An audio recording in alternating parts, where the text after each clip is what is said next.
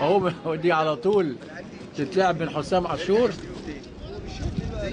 وادي تصويبه وهدف. مسك الهوا ناصر فاروق. واول اهداف النادي الاهلي على طول. طبعا ناصر فاروق بيطير، محدش يلومه النهارده ابدا. ناصر فاروق وادي ديمونيك اللي احرز الهدف الجميل. واضح جدا بتقلع الفانيلا امتى، بعد ايه، سنتين مع النادي الاهلي.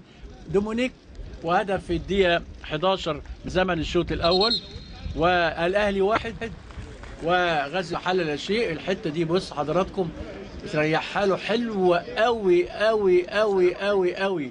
ما بين بصوا اللي ريحها هو كمان اللي كويس قوي سيد حمدي، حته شراب، لعيب شراب وبيعمل حاجات كويسه بس مش بيستمر عليها.